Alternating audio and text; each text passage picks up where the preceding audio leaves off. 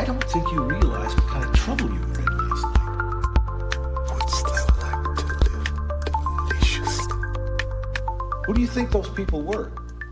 If I told you their names, I don't think you'd sleep so well.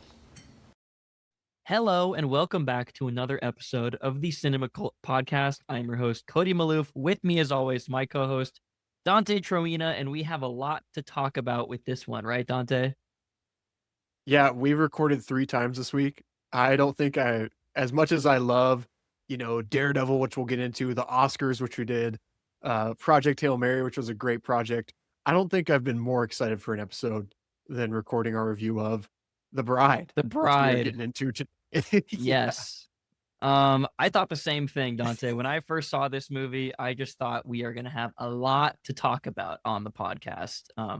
Maggie Gyllenhaal, she made a movie for the podcasters because she knew that we were going to have a lot to say about this shit. I mean, where do we begin here? I think with Maggie Gyllenhaal, written and directed by Maggie Gyllenhaal, our Rachel Dawes from The Dark Knight, who I've really enjoyed her career as a filmmaker up to this point. Her film, The Lost Daughter in 2021, which she made for Netflix, was a bit underseen.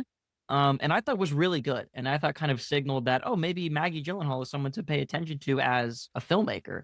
And now here we are with The Bride. Dante, what were your first impressions of this movie? Just what's kind of coming to your head right now as we start to talk about this?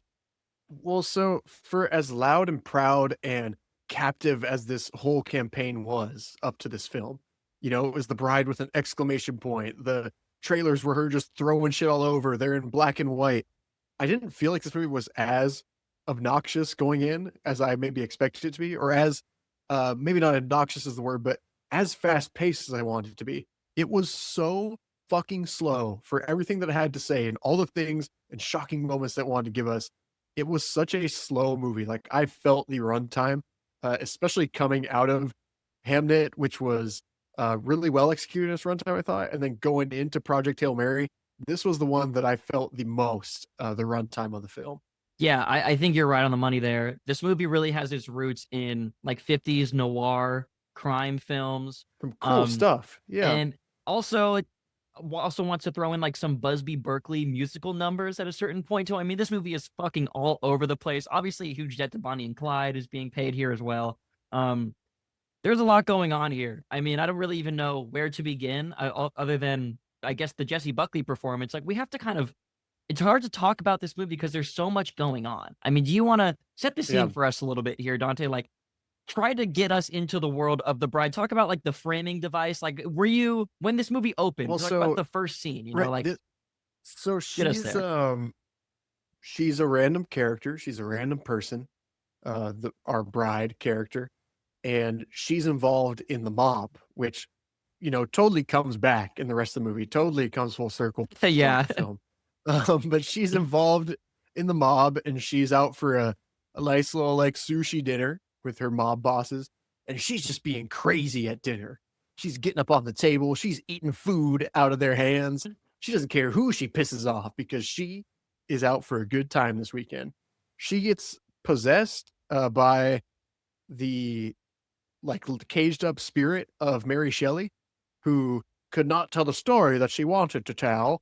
And she starts tweaking out a bit and gets lightly pushed down the stairs by one of the mob guys who's telling her, hey, you gotta behave like a woman should behave. And she doesn't want to do that. So she gets pushed down the stairs and she dies.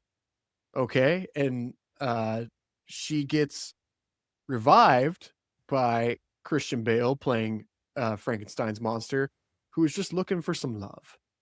Right. He's been alone too long. He's been alone too long. He goes to a doctor played by, let me get all this Annette Bening. Annette Bening, who makes way too many appearances in this film. She's like a mad scientist, Dr. Frankenstein. Cornelia Euphronius. If you say so. So Cornelia Euphronius. And he revives Jessie Buckley's Ida, who is now the bride / Mary Shelley as well. And they're just trying to figure out life together, I guess. Yeah, I mean, the whole framing is that device. An entry point? I don't know. I guess so. The whole framing device to this movie is so strange. It starts with the disembodied head of Mary Shelley, right? Or it's the ghost of Right. Mary Shelley, like in like this black void, Mhm. telling us essentially that, hey, I'm Mary Shelley. Remember me? I wrote Frankenstein. But what I really wanted to do was write The Bride of Frankenstein, and that's something I never got to do. And so that she doesn't really explain, but essentially what the ghost of Mary Shelley does is, like you said, possess this woman played by Jessie Buckley, who was then killed, who was then resurrected as the bride / her former self, Ida / also occasionally the ghost of Mary Shelley will possess Ida / the bride. And then Just she'll start abruptly. speaking in like, she'll go from the Chicago accent to like this British accent, I guess she's supposed to be doing. It's just so weird. And like, that is like the perfect place, I think, to start with this movie, because it just gets Right. fucking weirder from there. And we love weird shit, but this movie didn't really do it for me. Like, you can be weird, but not in this way for me personally. It just Well, and didn't get there. you can't be weird at the expense of just being like dull and boring and it's just so uninteresting. Like, this is not, I don't know what I want to see out of The Bride. One of my biggest things is like, who is this movie for? Because I don't think like there's any captive audience that it's really, I think it's trying to be for women and lovers of like the original Frankenstein novel or Mary Shelley. But really, I don't think there was some big market audience that they even knew they were going for with this film. That's what And so you good might question. No, it's a good you question. might think that we're doing like a bad job describing it, but that's really like we described everything we saw on screen. Well, that's just the first like and 10 minutes of this movie too. Like, we haven't Yeah. even, this movie's like 2.5 hours long. The plot revolves around Christian Bale, Frankenstein's monster, and the bride basically going on this sort of like Bonnie and Clyde sort of like love story Sure. / like crime spree, but they don't really commit that many crimes. They kill one guy, and there happens to be a photographer there that takes a picture of them. The Frankenstein kills this guy after he's like basically trying to like assault the bride or whatever, after like when they're leaving a club. Yep. And they become these like famous criminals, and the bride somehow becomes this like symbol of women's empowerment. And the women of Chicago start rising up and fighting back against their oppressors, like the people in the mob and whatever. They start screaming like brain attack. Do you remember this, Dante? It's like Brain their attack, battle yep. cry. Like, what the Yep. fuck is going on? And we're not really told what it means, or even it doesn't stay long enough or show us enough to make us even infer what it means as brain Exactly. attack either. And then we have this whole other subplot between Alexander Skarsgård and Penelope Cruz, who are Skarsgård plays a detective, and Penelope Cruz is his secretary, who wants to become a detective too. They're tracking the bride and Frankenstein, but they don't come in until like halfway through the movie, and it introduces this whole other like side plot that doesn't really come. I mean, they try to bring it together at the end, but it's not really done in a satisfying way. You don't really care about these people at all, or like what their mission is. Like, I feel like if they had been introduced earlier, maybe it would have made more sense. But there's so much going on here. They start this that he was in love with Ida at some point too, the bride in her former life. Yes. And that they give a little line about that she was recruited to be a part of a sting operation for the mob, I believe. And that's dropped in like but- with like 20 minutes left in the movie. Right. Like, it's Right. And these things are happening not at the right times. And I still don't think if you organize them out better, it would make for that much better of a movie, but it would at least make a little bit of sense. This movie does not make sense, especially because of where things are placed, where things are spliced into the story. And then we also have another little subplot with the Frankenstein character is obsessed with Jake Gyllenhaal, who is like this like Saturday matinee kind of movie star idol guy who's like kind of like a Fred Astaire singing and dance number sort of actor.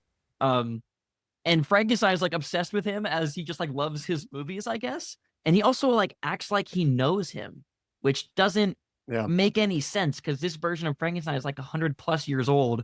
He acts like they like have met before or something. And that is like never resolved either. It's kind of just like there, like they go to the dinner party scene and Frankenstein, or Frank we'll call him, which he's called in the movie, confronts Jake Gyllenhaal's character and has this weird kind of fan interaction with him. And then that leads to like a whole song and dance number that happens inside that ballroom. And it's like, what the fuck is happening? Like, it's kind of campy, but it's not campy in like a knowing way. It feels like it's Right. kind of like people I think might Like, read you it as should really campy be to try to like be nice to the movie, but it doesn't really feel like it's earning that. You know what I mean? well, it doesn't have enough substance to be ironic or telling you something underneath. It doesn't have enough camp to be campy. Yeah. Like it's not It's quite there it's yet. trying to Like you kind of either do need to both. commit more to it. Yeah. And that's to its detriment. What a waste of Jake Gyllenhaal. He's barely in I know this. he's Maggie's brother, but just he was very advertised for this film, He as far was. as I remember watching the campaigns. And that's kind of hard. Like you get Jake Gyllenhaal, you should advertise him, but I don't think he's on screen for more than 5 minutes. Yeah. He probably That did might be one day being on this generous. movie. Maybe 2 days. He shot Yeah, on this just movie. a favor to us. It seems like another actor actually dropped out, and Maggie Gyllenhaal is lucky enough that Jake Gyllenhaal is her brother, and that he could come in and fill in on the film because he is just completely wasted. And that storyline goes nowhere. I think we should talk. I want to talk more about the plot and all the stuff that kind of like made no sense in this, but I think we can't go this far without talking about the two main performances from Jessie Buckley playing the Sure. bride and Christian Bale playing Frank. How did those performances strike you? What did you think coming from them, Dante? By the time we got to uh, Frank and Ida being on the run on the train, I was so sick of the Mary Shelley intersplicing voice, and it's not even Mhm. anything against like that's what she was directed or written to do. Buckley was, but that voice is so fucking annoying whenever it comes in the film that I was just so checked out of her performance. And it's kind of unfair to her because I want to give Jessie Buckley the benefit of the doubt, but I just can't hear. Like it was not a performance that had any sort of like captivation or anything behind it for me that let me fall in love with this character or vouch for, hey, at least the characters are interesting. Um, it's kind of a shame because it looks like it should be a really cool, fun character. It looks like it should be everybody's Halloween costume this next year. And it's just not going to be. You're not going to see it. And then Christian Bale as Frank. He's just mumbling and bumbling his way through this film. It doesn't seem like he has much to add to it. It didn't feel like a Christian Bale performance to me. It didn't feel like, I don't know. It just didn't have any oomph to it in my book. I think it seemed like both of them are having a good time on set. Like I think they Yeah. both really enjoyed making this movie. But Jessie Buckley, it's funny that this came out right before she wins the Oscar for Hamlet because this performance is all over the place and it's kind of by design, but we can't give it a pass. Just because you designed a performance to be this wacky and weird doesn't mean we have to like it. And Right. I didn't really like it. I mean, she's obviously a very, very talented actress. She's like really like going for it here. It's just misguided. I mean, whether it's from Yeah. her or from the director, Maggie Gyllenhaal. This whole movie is just kind of falls flat. And it's nothing against Jessie Buckley. She shows her talents well in this movie. Like she is switching between multiple voices and she does essentially She plays is three doing different a lot of stuff. doing a even lot the of James stuff. McAvoy type stuff. And she plays three different Spoiler. characters, yeah, in this movie. But yeah, it's just like this movie like so deranged and at times it's very grotesque. I will say it's technically very impressive. I think it looks really cool at times, and you can Yeah. tell that a lot of money went into this movie. And you see the money on screen. It's just surrounding a like a really misguided plot, like a script that really should not have been produced. Like I that's kind of my question is how do we go from The Lost Daughter, which is a very small movie made for Netflix, it's a very quiet, contemplative movie about the relationships between mothers and daughters and that sort of thing. And then Warner Brothers says, "Okay, here you go. Here's $200 million, Maggie Oh. Gyllenhaal, to go make The Bride." Like it's just Yeah. so weird how she was able to get this movie made. I mean, kudos to her. She obviously really wanted to make this, and it seems like it was a passion project of hers that she's been trying to get made for a long time. But it's just really like in the world of movie making where it can take filmmakers decades to get a budget like this and get all these stars Yeah. together and get this kind of funding. How did the Maggie Gyllenhaal just get this instantly? I mean, she made one cool movie and she's been in some movies and she's a name, I guess, but I'm just a little confused at how Warner Brothers decided this is where we need to go. Well, and why we think that this is a story that's again like I talked about, I don't know who this is for, but The Bride is not some like great big story that's gonna sell out. Even if it was done well, I'd never thought this would be something that would be like some huge hit financially.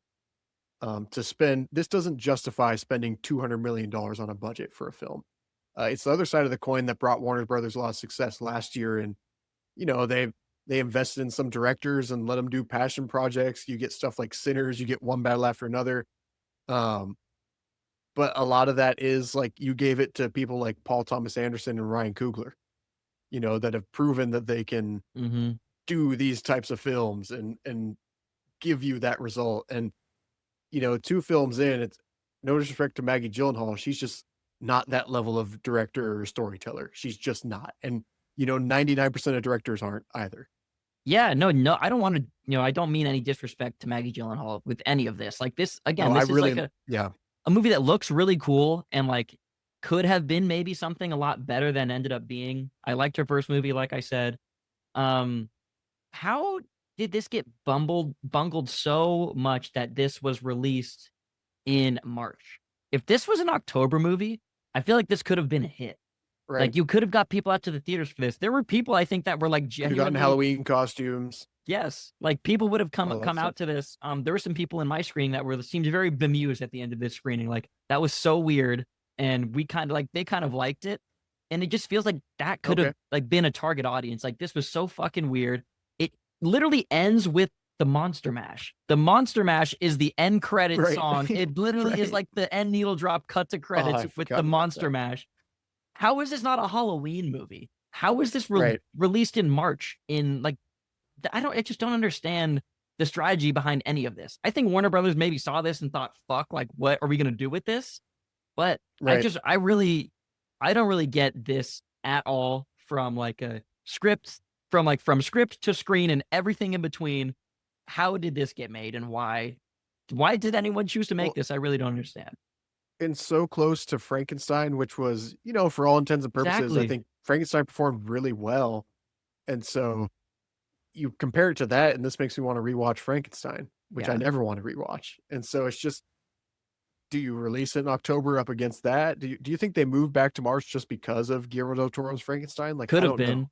I mean, I that was know. that was in October. So, but I mean, who cares if there's Right. because that one also didn't go to theaters. It played in very This select could have theaters. played off the other one. Yeah, I mean, this was like a big IMAX theatrical release. Like this was like big. See it in IMAX. We shot it for IMAX. Blah blah blah.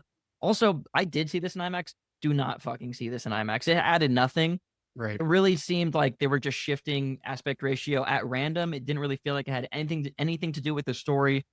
It felt like this again. This is not shot on IMAX film. This is shot digitally, stretched with lenses and different techniques to fit IMAX screens. Also, never filled the whole screen, the whole 1:43 screen. It never filled it. It Okay. only expanded to 1:90 aspect ratio. So you're not missing anything, I think, by seeing this in a standard format, seeing it at home. I don't really think you're missing a whole lot there. As much as I encourage people to go to the movie theaters, I would, not pay any extra. Like go see, this is like past the theatrical run at this point of this movie anyways, I Right. think. But I would not say you have to spend the extra $10-15 on top of your on your standard movie ticket to go see this in an IMAX screen, even though it's been marketed very heavily as The Bride, see it in IMAX. It's going to be the big theatrical event. There were like 20 Right. people in my whole screening, maybe 15. And it was like, Yeah, this similar. was like an early like access screen to like people who really wanted to see this movie. And there was nobody Right. there. Yeah, I was there opening night, and it was same thing. One thing I'll say, like you talked about the technical aspect. I think the sound design in this film was shit. I thought all the mid levels were just way too. And I know what they were going for was they were going for like a 50s style sound design in some of the dialogue, but it became so like jolting and just harsh when you were listening, especially to the Mary Shelley outbursts that Ida the Bride has. It just became so like loud and fuzzy in the microphone in my theater. I don't know if it was my theater. I'm not going to give this film the benefit of the doubt on that front. I would assume it was a crime that the sound mixing and sound design did. And I know that it was very intentional to make it that Chicago 50s type sound design, but there's a reason why sound has evolved. And I hope we can realize that it was for the better. that we have gotten to a point where sound is better in films now. Yes, indeed. That's interesting. I didn't really notice that that the sound design was like, it didn't particularly stand out to me in It was either like way. harsh in mine. Mm. Like really harsh when she was doing her outbursts. Like would just like hurt my ears actually in certain scenes. That really made stuff hard to follow too, because she would be like in the middle of of a sentence and then immediately break into like her, like when Mary Shelley possesses her, Yeah. like the middle of a sentence, she just cuts off, starts a completely new sentence in a new voice, like kind of rambling Well, about she's nonsense. bumbling too. I don't think Yeah. any of it actually. I don't think there was a single Mary Shelley sentence besides the actual cutaways with the Mary Shelley head that actually meant a single thing. Yeah.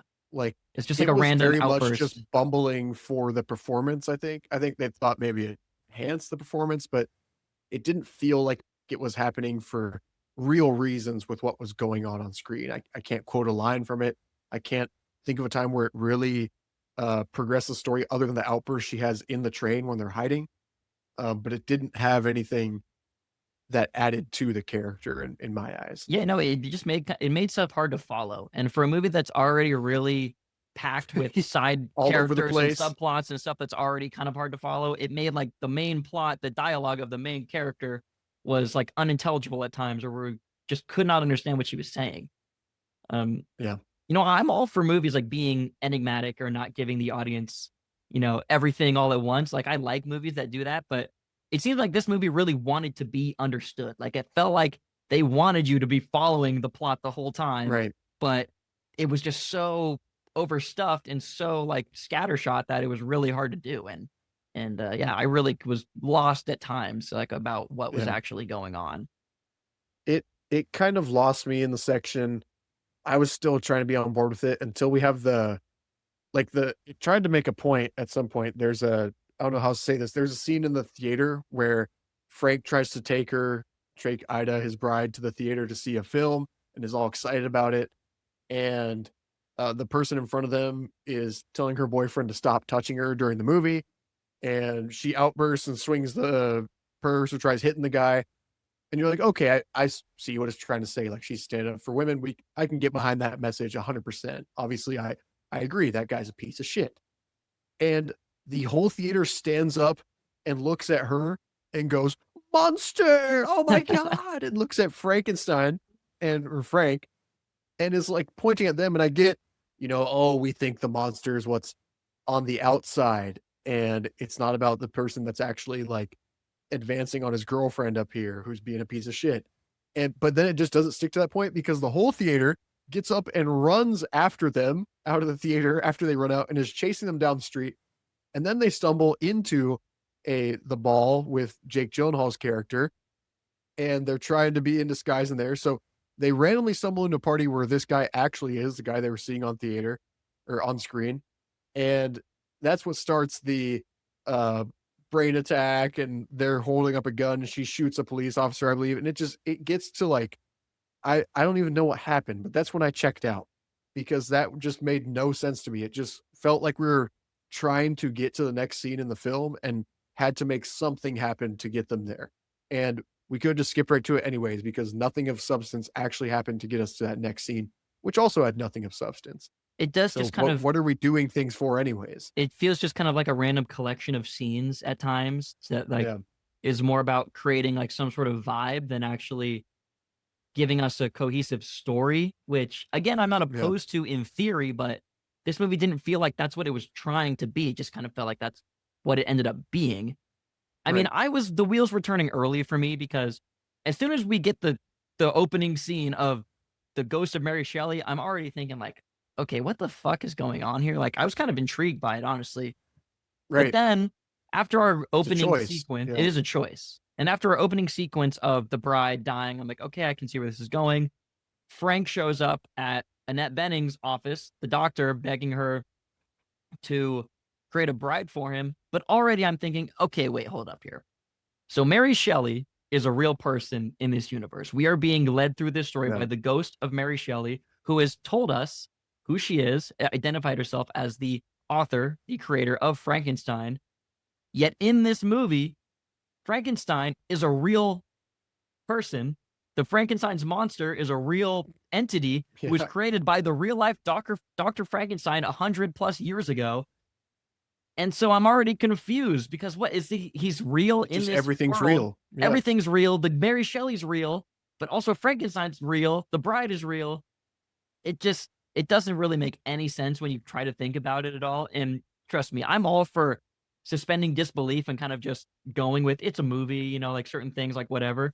But when you make that specific of a choice for the opening scene to like frame this all that way, like the ghost of the author who created the bride's actual husband is possessing her and also leading us, the audience, through the story, talking directly to us, the audience.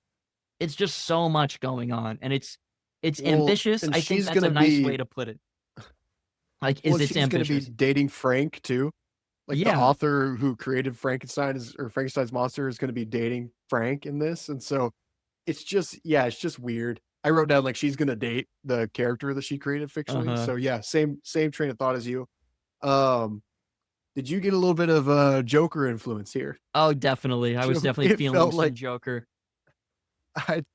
I'd rather watch some Joker Folie à Deux. I like Joker 2 better than this. Like, and I didn't 100%. I didn't absolutely despise this. I give it 2.5 stars on Letterboxd because I liked the Right. ambitiousness of it. I liked like what it was aspiring to be. Right. I don't Um, actively hate this. No, I didn't despise this at all, but I just left the theater with a very bad taste in my mouth, just being like, wow, Yep. like that was definitely something. I That think that's was a exactly stinker. I think that's Yeah. exactly what I texted you after I got out of the movie was the bride is ... certainly something, which is probably the best thing I could say about it. Well, it's cool. We haven't gotten just like a good stinker like this in a while. And actually, the last one that I can think of is like, besides the Jurassic films, which I pretty much always skip, but like Joker 2 Folie à Deux was like the last film that I think was actually like hyped up and kind of excited to see it and follow the trailers. And then you go to it and you're just like, what the hell? You know, Mhm. this is just not good. They're not making any choices that interest me at any turn. There's not much here. And so it's pretty cool to see just a good old stinker because it's been a while for me, to be honest with you. Yeah, I mean, Um, it's funny you compare it to like something like Jurassic World because this is way more worth your time than something like Jurassic World. right, Although 100%. I think Yeah. that kind of movie is much more palatable, I guess, to like a general audience. But Right. I would much rather have something like this that's trying to be something that's Yes. interesting, is Yeah. unique, versus just more sludge coming from the Jurassic World franchise, which we Well, don't need. And this gets me excited in the first place, which is what I'm trying to get at too, is like another Jurassic movie does not get me excited. Even if you told me it was good in theaters, it would not get me like insanely hyped up because I've seen everything I want to see from that universe. But something that is original and is acting like it has a story to tell and has some good actors and talent behind it, that's always going to get me more excited. And that makes the threshold, even if this is not a good movie, it still does make it worth your time because it's something you haven't seen before. And so that's certainly, this movie is something you have not Something, seen and before. something you if will it's never see anything. again. Right. A very failed experiment here. Do you want to get into the just detective work in this film?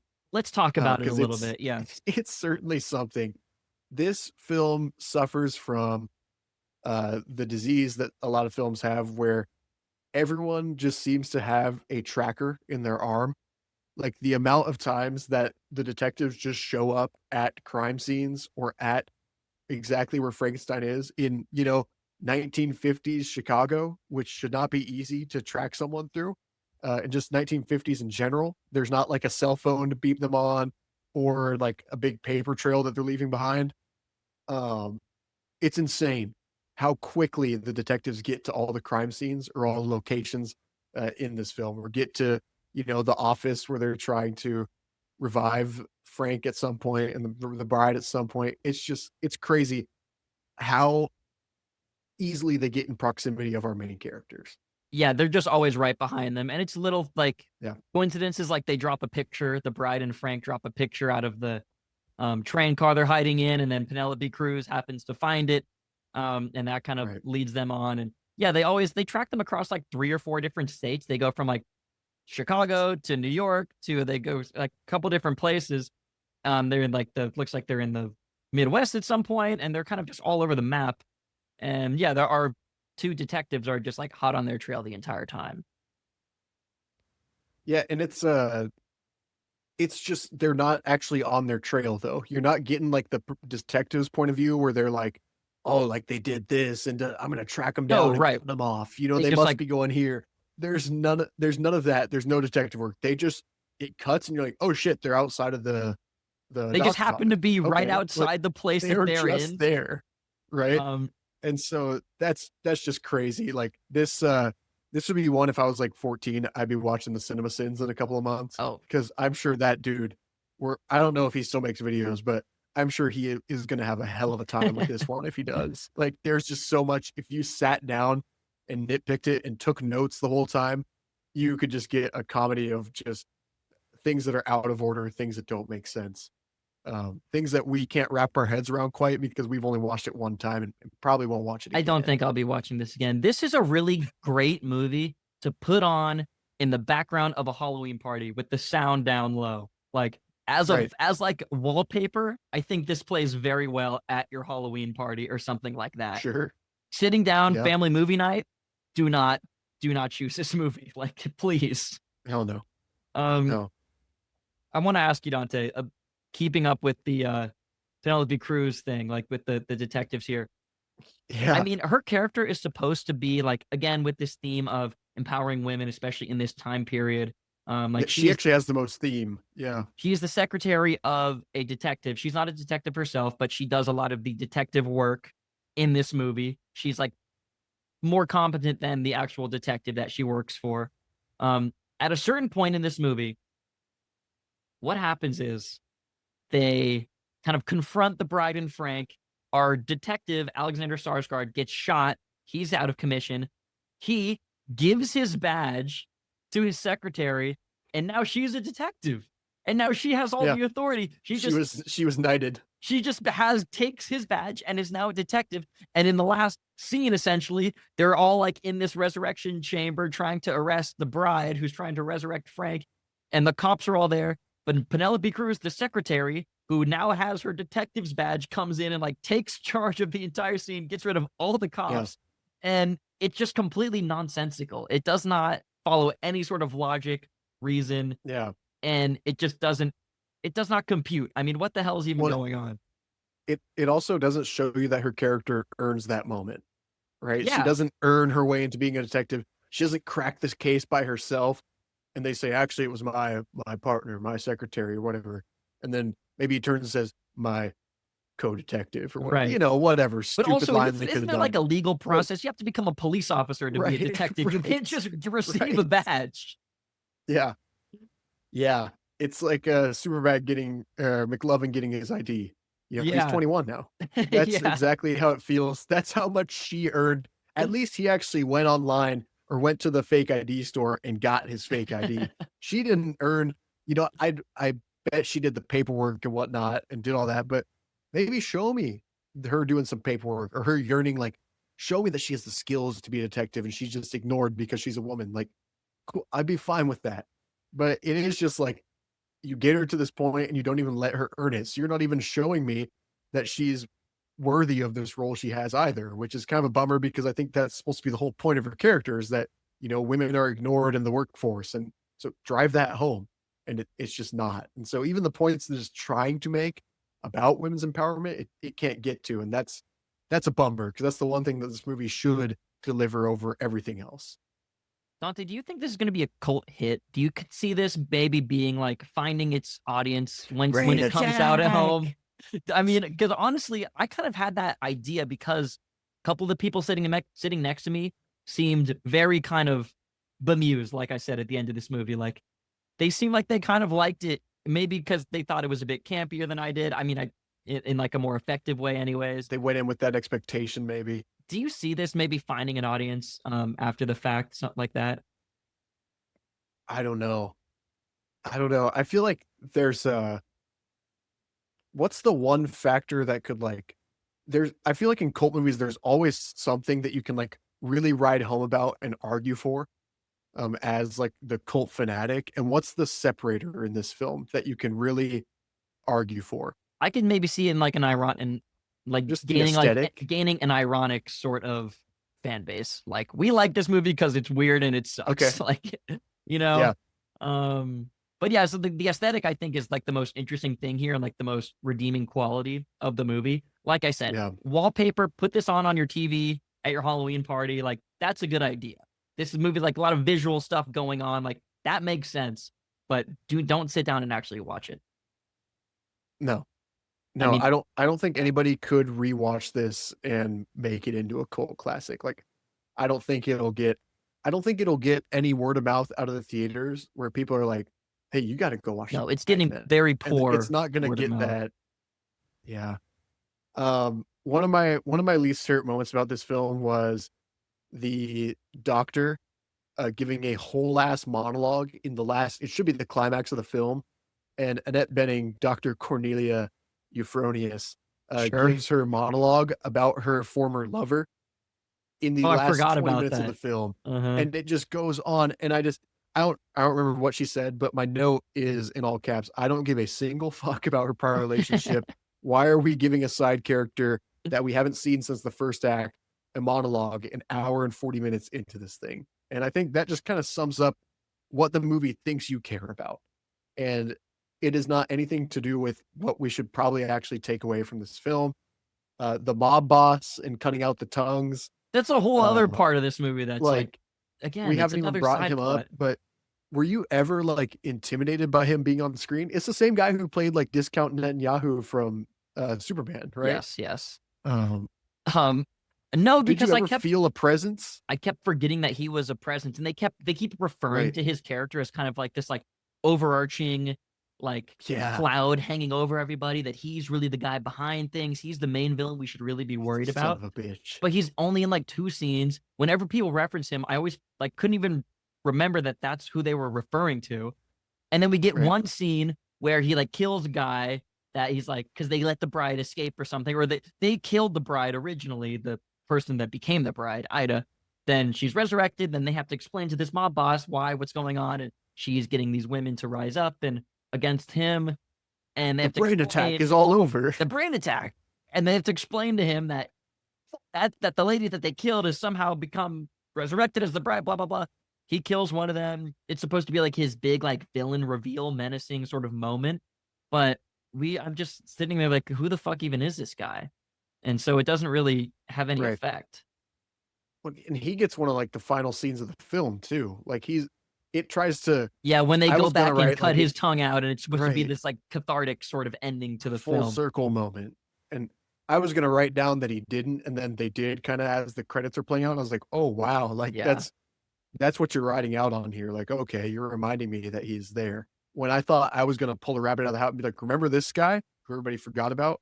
And they remembered him right at the last moment. So, just what's the point of the gangsters? Why are we giving them screen time?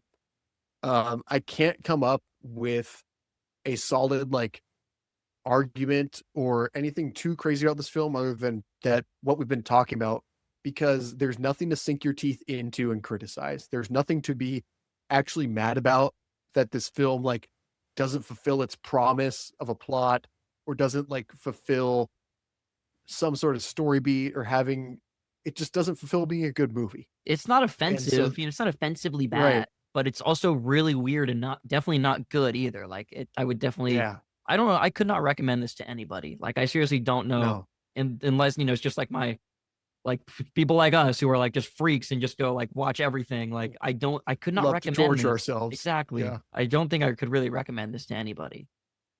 No.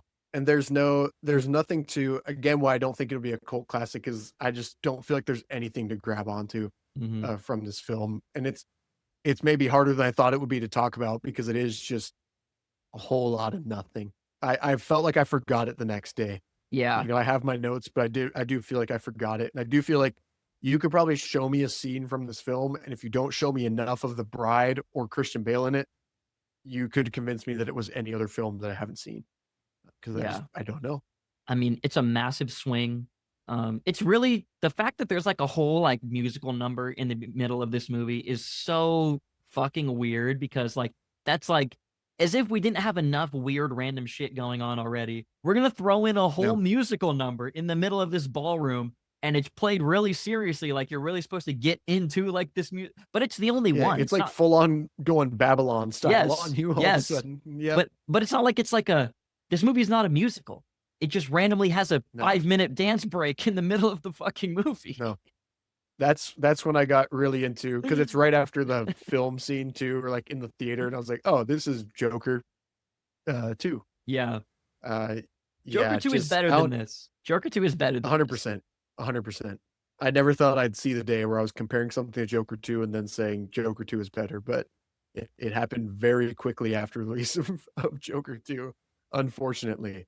Are you in or out on Maggie Gyllenhaal's future as a director? I'm still in 100%. Like I like that she kind of went for this. It did not work, but I like that she went for it. I really like The Lost Daughter. Like, have you seen that one before? Have you seen that? Watch it. It's on Netflix. I know what you're telling me. Like, I know it has it's good word of mouth. Jessie Buckley's in that one too. Dakota Johnson, Olivia Colman. Good movie. Like, really surprised when that came out. Like, really cool soundtrack in that movie too. Like, kind of overlooked. Came out in 2021, kind of during the COVID era too. So went straight to Netflix. But that movie alone really like turned me onto her as a filmmaker. That's what got me excited for this. And I like that she went full out, big swing, went full stop on this movie. So I will absolutely be seeing whatever she makes next. I hope Warner Brothers doesn't hold this against her, because I really think it's Warner Brothers' fault for letting her make this in the first place. So I hope that the studios giving her that big of a budget. I hope the studios don't hold this movie against her and they give her another chance to write and direct something, because I would absolutely love to see like whatever she comes out with next. Yeah, you can't say she doesn't have an original voice. That's for damn sure. Do you think this movie would be better? Well, I think the answer is yes, but do you think this would be better if you gave a rough version of this script to Yorgos Lanthimos and put Emma Stone in the lead role? We already got that. I mean, that just ends up being, we already got it, right? It does kind of feel like it has a bit of Yorgos energy, that influence to it. Like just a little bit though. Like not really, but it definitely kind of has that flavor. It's never in enough of a place that you could say like, oh, this is ripping off something else. Yeah. It never stays in enough of a setting or a plot beat that you can say, oh, this is totally another take on that, because it's not a take on anything. Yeah, I mean, Yorgos movies are always weird, but they're done in a way, at least to me, that always keeps me engaged. I'm always interested. I always am really fascinated by the worlds that Yorgos Lanthimos creates and the characters he gives us. I just like his style of filmmaking. I did not like this. I just did not feel like this had any sort of juice or energy or really anything that you said that you could sink your teeth into. Like there was really nothing, just nothing to play with here. It all just kind of fell flat. Yeah, 100%. I think that's our kind of final takeaway from this film, is that it did just fall flat from the start. I don't have much more to say, dude. I really have nothing else on The Bride other than maybe give this a shot at Halloween. Maybe if you like this, if you're interested in this movie at all, maybe give it a shot around Halloween when you're kind of in that spooky vibe, and watch. If you get to the musical sequence and you don't like it, there's no reason to watch anymore. Just put on John Carpenter's Halloween and call it a night.